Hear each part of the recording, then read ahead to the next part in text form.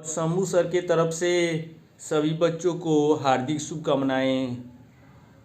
और कोरोना महामारी के कारण अचानक सरकार के द्वारा शिक्षण संस्थानों को शिक्षण कार्ड बंद कर देना पड़ा है, इसीलिए हम लोग भी मजबूर होकर बच्चों के लिए एक ऑनलाइन क्लास आज से शुभारंभ कर रहे हैं। इसमें मेरा विषय हिंदी, संस्कृत, सोशल साइंस। इसमें थोड़ा सा मेहनत करने पर ढंग से बहुत अच्छा अंक लाया जा सकता है। तो इसमें सबसे पहले मेरा विषय हिंदी से शुरुआत होगी। इसमें आपके सामने हिंदी की पाठ सूची वर्णिका में 5 और गोधूली में 24, 5, 29। इसको ध्यान से थोड़ा थोड़ा देखा जाए ढंग से तो 10 को नंबर हिंदी विषय में ऑब्जेक्टिव में फिक्स किया जा सकता है। जैसे यहाँ पर है गोधूली से पाठ का नाम श्रम विभाजन तथा जाति प्रथा। इसके लेखक है डॉक्टर भीमराव अंबेडकर। यह हिंदी साहित्य की विद्या में भाषण या निबंध है। तो ये प्रश्न में कैसे आएगा, पूछेगा श्रम विभाजन तथा जाति प्रथा हिंदी साहित्य की विद्या में क्या है, तो दोनों में से कौन एक ठो दिया होगा हम बनाएंगे। या श्रम विभाजन तथा जाति प्रथा के लेखक कौन है, तो डॉक्टर भीमराव अंबेडकर है। डॉक्टर भीमराव अंबेडकर के द्वारा लिखित पाठ का नाम क्या है, तो श्रम विभाजन तथा जाति प्रथा है। तो इस तरह अगर आप मेहनत करें तो निश्चित ही 10 नंबर आपका फिक्स हो जाएगा। एक को 25 बार पढ़िए, 26वां बार में कॉपी पर लिखिए, एकदम अवश्य याद होगा। और ऑल इन वन कोचिंग के सभी बच्चों को मैं ये बताना चाहता हूँ कि परीक्षा नज़दीक है, इसमें डरने की ज़रूरत नहीं है। हिम्मत और साहस से काम लेने की ज़रूरत है। हिम्मत और साहस साथ है तो कम समय में ही बहुत ज़्यादा अंक आ जाएगा। मेरे तरफ से हिंदी, संस्कृत, सोशल साइंस के सब्जेक्टिव ऑब्जेक्टिव नोट्स दिए गए हैं। जो भी बच्चे बाकी हो, उनकी इच्छा है, विश्वास करते हैं तो संपर्क करके लिख सकते हैं कि उसी से सभी प्रश्न आएंगे। और जैसे जैसे हम प्रत्येक नोट्स का निर्देशन देंगे वैसे ही आपको याद करना है। तो आज के लिए आपको शुभ संदेश कि पहले पाठ और लेखक का नाम याद करके फिट हो जाए कि 10 नंबर आपका फिक्स हो जाए।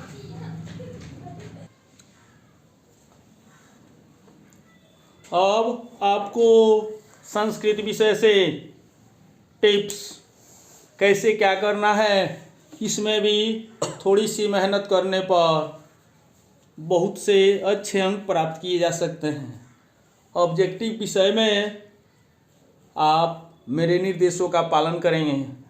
जो भी ऑब्जेक्टिव नोट्स आपके पास पहुंचा है उसमें हम प्रतिदिन आपको मार्गदर्शन देंगे बोर्ड के माध्यम से, पेज नंबर भी बताएंगे और आप देखेंगे ये कैसे कैसे प्रश्न याद करना है, बनाना है।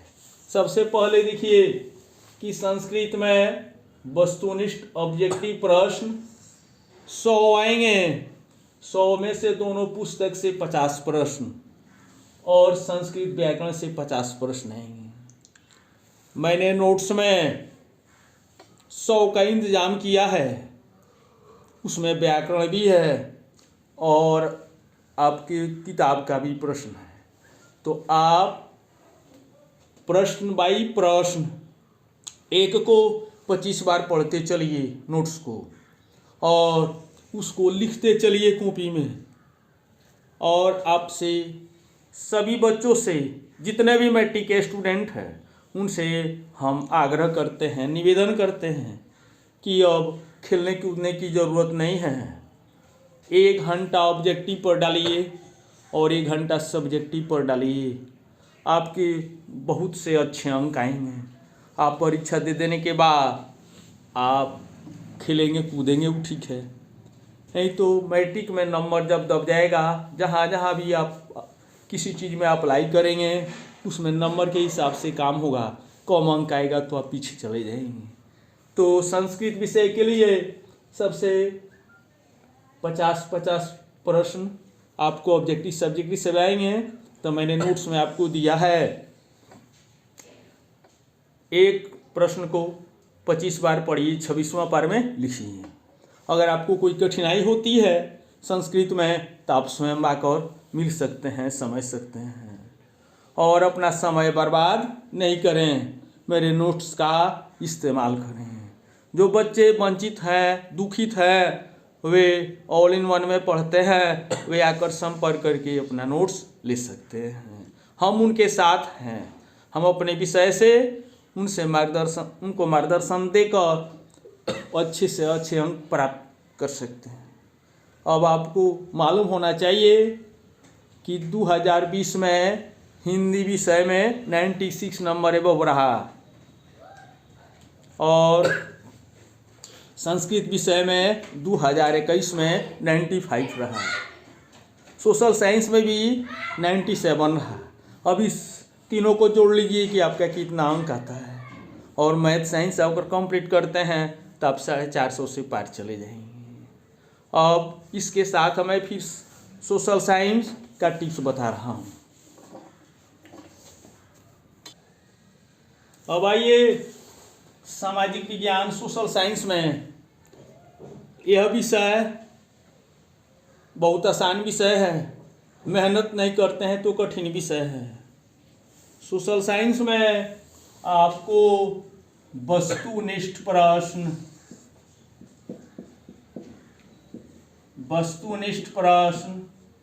80 आएंगे। इस 80 में से 40 बनाना है। अगर आप मेरे द्वारा दिए गए नोट्स को या वर्ग में बनवाए गए प्रश्न को, जो कॉपी आपके पास है ऑब्जेक्टिव का, आप उसको याद करते हैं तो आसानी से 40 का 40 सही बना सकते हैं। तो इसमें भी सोशल साइंस का जो प्रश्न कैसे याद करेंगे इसको समझें, अवश्य याद होगा। हिम्मत साहस अपने पास रखिए और इसको देखिए, समझिए, काम कीजिए।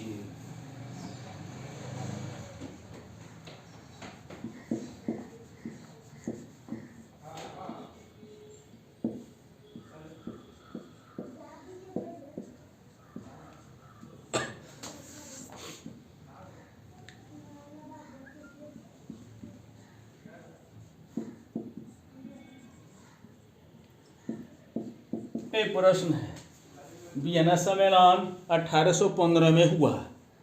अगर आप इसको 1 मिनट पढ़ते हैं, वियना सम्मेलन 1815 में हुआ, वियना सम्मेलन 1815 में हुआ, तो आप इसको अवश्य याद कर जाएंगे। तो मेरे नोट्स में आपकी लिए लगभग 450 के आसपास में प्रश्न है। आप प्रतिदिन 50-50 प्रश्न को यानी 1 घंटा ऑब्जेक्टिव पर लगाइए और 50-50 प्रश्न याद कीजिए, बारी बारी से एक एक ठो। इस जैसे दिए है आपको फॉर्मूला कि 1 को 25 बार पढ़िए और फिर सादा कॉपी में लिखिए। 50-50 करते जाएंगे तो आप लगभग 9 दिन में समाप्त कर लेंगे। फिर दूसरा बार में आप याद करेंगे तो 60-60 कर दीजिएगा, तब आप 8 दिन में याद कर जाएंगे, 7 दिन में याद कर जाएंगे। फिर उसके बाद में आप ज़्यादा बढ़ा सकते हैं। तो इस तरह उस नोट्स को याद करके आप 40 का 40 ला सकते हैं। और विश्वास रखते हैं, शंभू सर का विश्वास अभी तक टूटा नहीं है किसी बच्चा से। अभी तक कोई बच्चा इधर उधर की बात कहा नहीं है हमारे विषय में। तो आपको तीनों विषय का मैंने दिया, हिंदी, संस्कृत, सोशल साइंस। जो भी बच्चे कहीं भी हो इस कोचिंग में पढ़ते थे और हमारा नोट्स उनके हाथ में पहुंच चुका है, तो वे उससे याद करें, देखें, अब मार्गदर्शन लेते रहें। और सब्जेक्टिव का जहाँ तक बात है तो हम ऑनलाइन क्लास द्वारा हम मार्गदर्शन देते रहेंगे। और जो बच गए हैं, जो बेतिया में रहते हैं, चाहे बेतिया में आ सकते हैं, तो जल्दी से संपर्क करके अपने हाथों में लें, कम समय में ज़्यादा अंक प्राप्त करें। आज इसके साथ ही समाप्त। और सभी छात्र छात्राओं को जो मैट्रिक की परीक्षा देने वाले हैं उनको मेरी तरफ से शुभकामनाएं, वे प्रथम श्रेणी से पास करें।